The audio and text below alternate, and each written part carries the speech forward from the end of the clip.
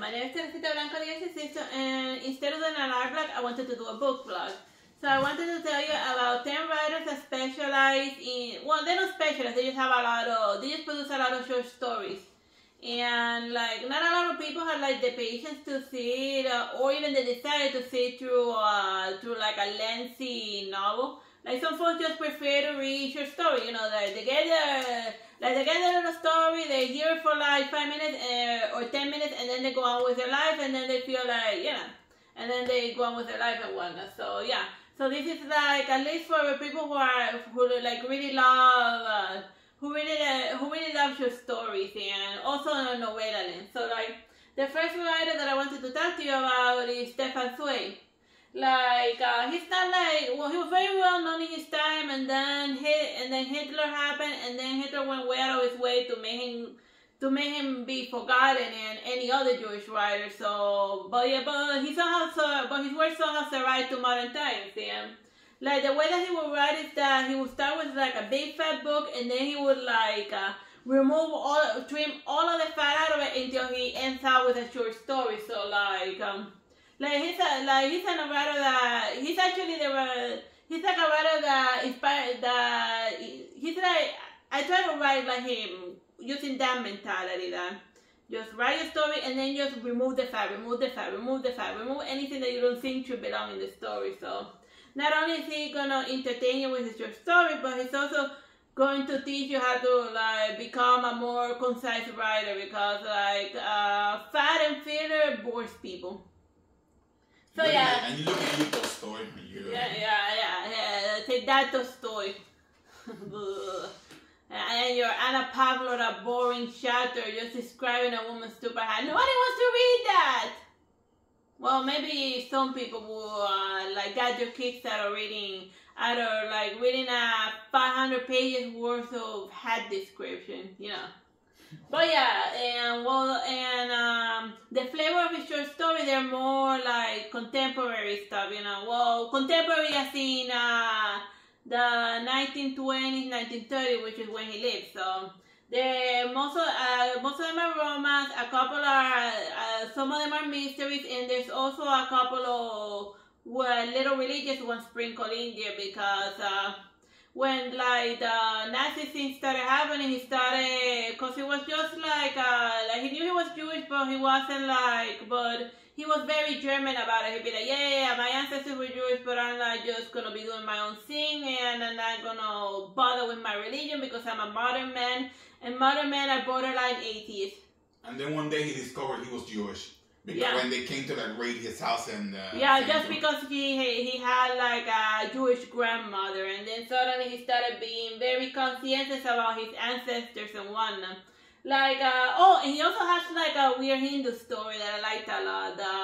The short story, The Eyes of My Undying Brother. That one's a really good one. Like, he also has like one or two weird adventure ones, which is like war and whatnot, and meditating on like good and evil and whatnot, and Virata's journey in trying to be a good person because of the guilt he felt, and read the story to find out what he feels so guilty about. So if you had to pick one story from Stefan Zweig to read, which one would it be? One story. I mean, other than Amok, obviously. Oh yeah, Amok, yeah. Or better yet, just read Amok. Well, that's a novella. But like more short story, a shorter one, it would be Maybe About Your Husband? No, that's you're confusing that with Greene. But that one, but if you wanna read an early LGBT story, he actually wrote one. I don't remember if it was confused. No, just that I read it in Spanish, so I don't know what the title of the short story is gonna be in English. So yeah, whatever. I wouldn't be. Let's just do a mock. Yeah. If you gotta read it, just say, or the one about the maid, or the one about the maid that fell in love with her employer, and then it got very creepy. Not because he was like sleeping with her, but it's a weird story. Read it. The main one is shorter. If you don't want to read a novella, if you want to read a shorter story. Oh, and also another weird one is the God, I can't remember off the top of my head. What's it about? Yeah, no, about the love triangle between the professor and his student and his wife. Oh yeah, that got made into a movie. Yeah, like well, back in the 50s, and then everyone forgot about it. Like, if you're like looking for like movie ideas, just get one of his short stories and make it into 24 hours in the life of a woman. Yeah, that's a good short story, and you get the woman's entire life. Yeah. As explained by a man, so like it's basically a man's. Yeah. He did a good job. Yeah, he did a good job at it. He was also he's also one of the only writers whose biographies I actually like to read. You know, like you pick up a biography and you be like, oh, but yeah. If you wanna read a good biography. Yeah. Alright, so yeah, enough about Stefan Zweig. Moving along.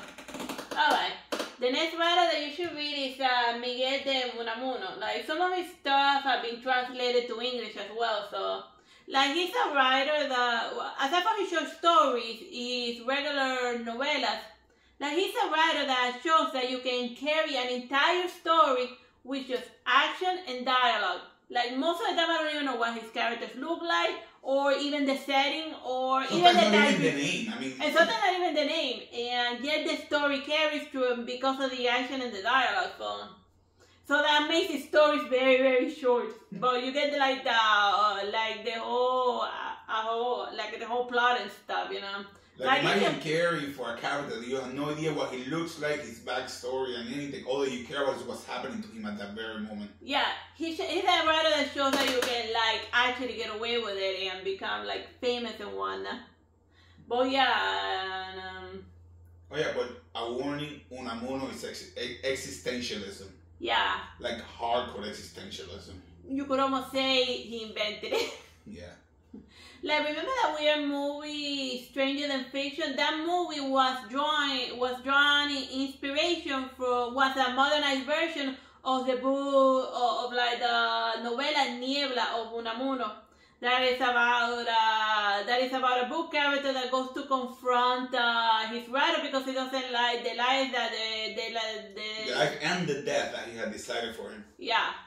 So there you have it. So yeah. So the Will Ferrell, that weird movie of Will Ferrell, Stranger Than Fiction, is actually deeper than what it looks like, because it's existentialism.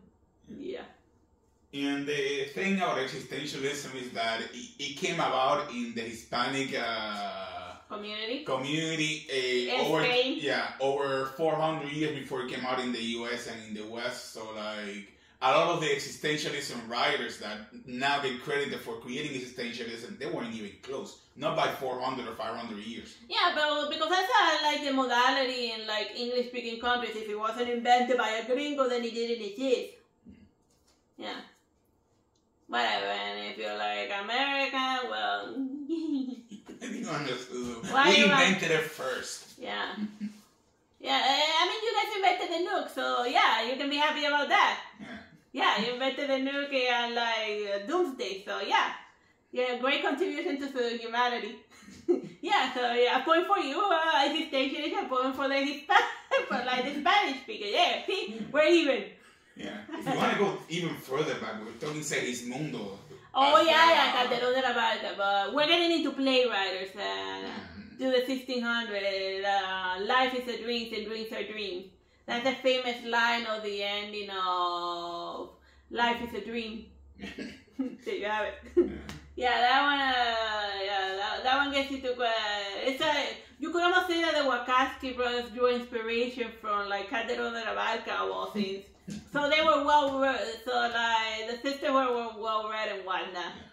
Yeah. So if you're struggling to make a movie, here's a crazy idea: pick up a book. And since it's like this, all of these old stories that are license free, you don't even gotta like pay a writer because the writer is been there for more than 200 years, you know. Instead of having a robot write it.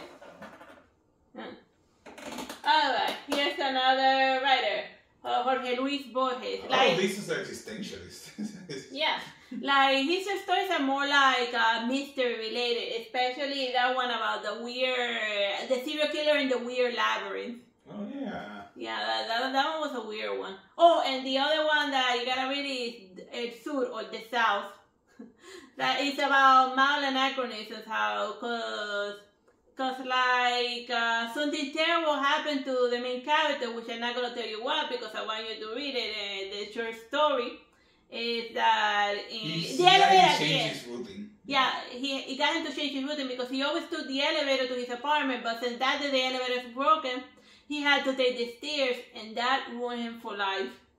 Just that mild anachronism. Like that one mild anachronism got him into such a situation that is ridiculous. Yeah, so there you have it. And like, that could even be some inspiration for like a type of movie or something else.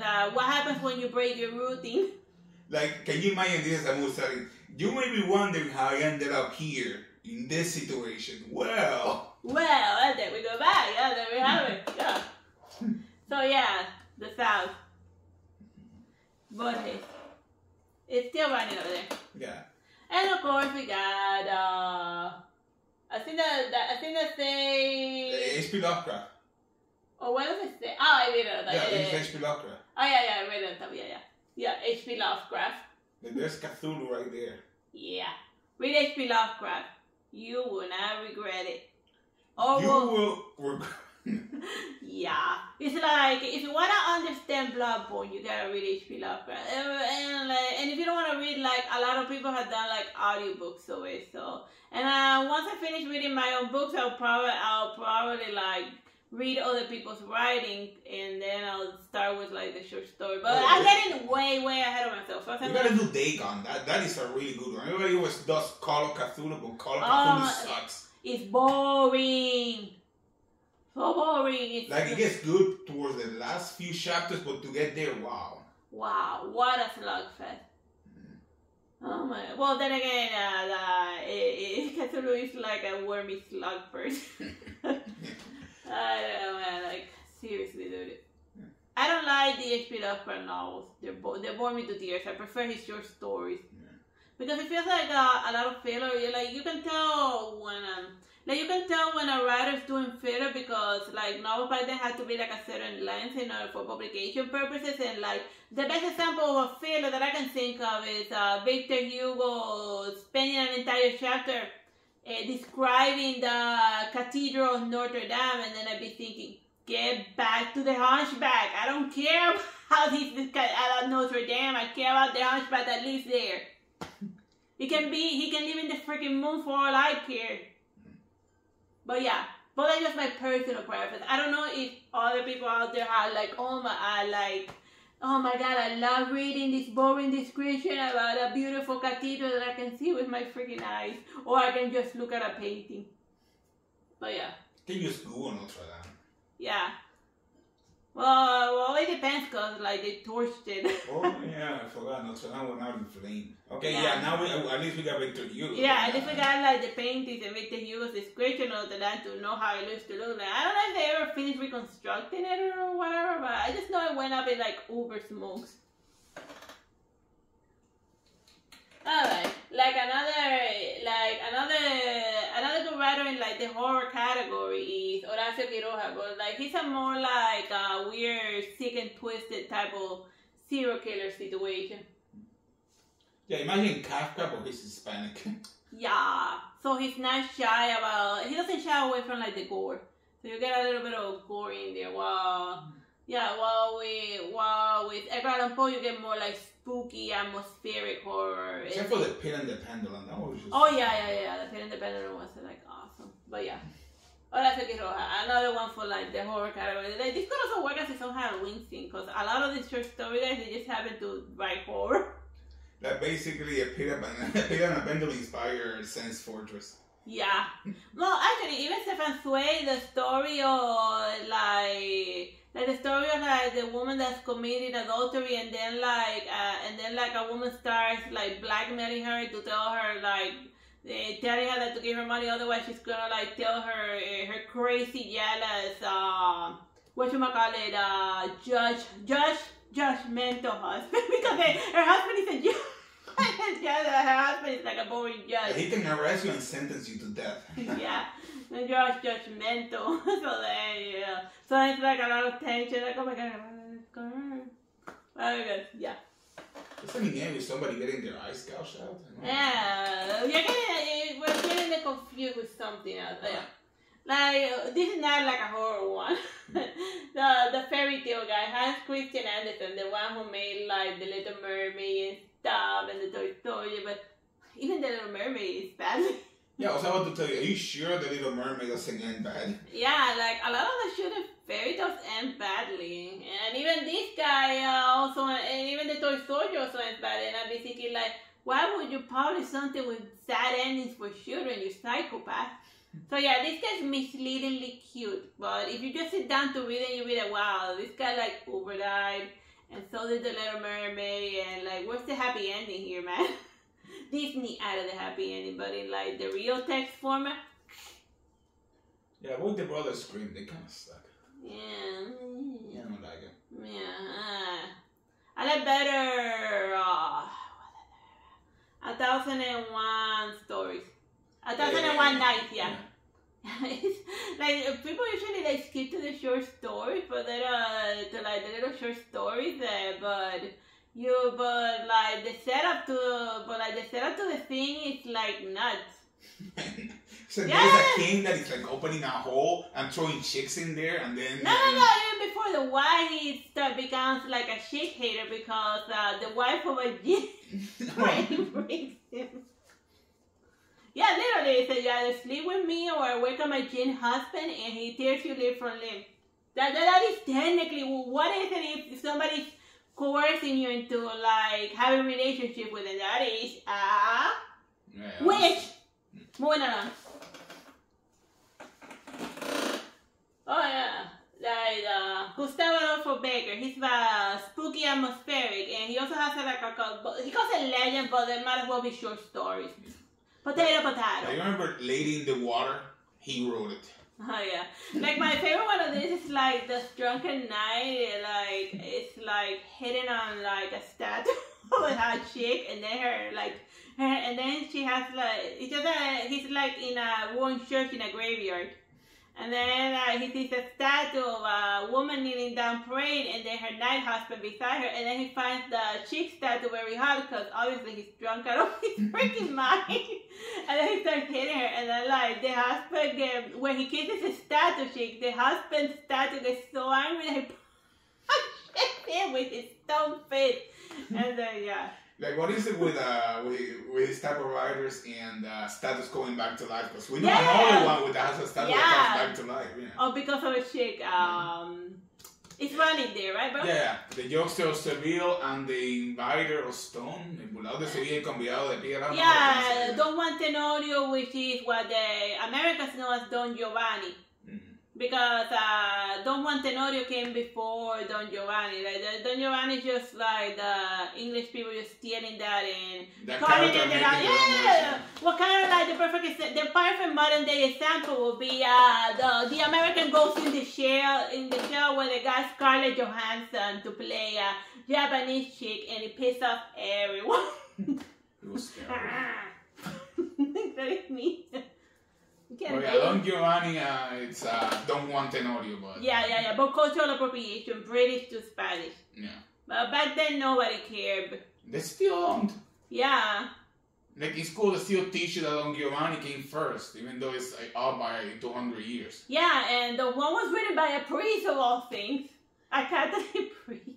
He said I remember he said that he was inspired by all of the crazy confessions that he heard in the confessional. So then he wrote a little play about that in order to humiliate the nobility and the terrible things they would tell him. He said, "You're forgiven. Now time to get publicly humiliated because that's what we Catholic priests do in the Spanish Inquisition. Because that's what that's how the Catholics used to force you to be good, through torture and public humiliation. And that's so did somebody really wear the mask of another guy in order to sleep with a woman? The woman didn't realize that he wasn't their husband until after? Yeah. That was a really good mask. Yeah. Well, it was dark, and yeah, that was a really good man. Like, how did he manage that? Did that actually happen? Oh, maybe it was like a dark room in a dark night, and the moon was dark. I mean, this is like candle era. Oh, yeah. And nobody can see anything as soon as the sun goes down. And everyone's going blind because of the candlelight. Maybe she couldn't see that wasn't the husband. Yeah, because she has bad eyesight because she's been reading too many books by candlelight. It's still running. Yeah. Oh, yeah. We said absolutely nothing about Becke, by the way. Well, we spoke the punchy statue guy. Oh, yeah, okay. Punchy statue guy. And the other one, the Miserere or some, I don't remember, Miserere or some other guy, with like an organ player. That one was cool. That's like pre-Phantom of the Opera. Cool stuff. Oh yeah, Graham Greene. Graham Greene, one of the guys I mentioned, is the one that's closest to modern time. As you can see, I like to read a lot of license-free books. Because, they're license-free, and like for a good portion of my life, I couldn't afford nice things. But yeah, complete short stories. Like some of them are like kind of spooky, others are they're like a mixed bag. Those things have a lot of like spy ones. Oh yeah, but those are more longer works. But he does have a couple of spy ones mixing in the short story. But we're talking about focusing more on his short stories. Yeah. And his most famous one being Maybe We Borrow Your Husband, which is an LGBT one. So if you want to read that, and whatnot.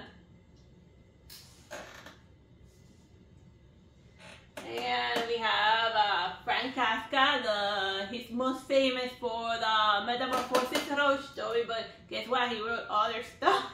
He wrote one about a dog. Yeah. It wasn't a particularly evil dog or anything, it was just a dog. Yeah, a good story about a dog.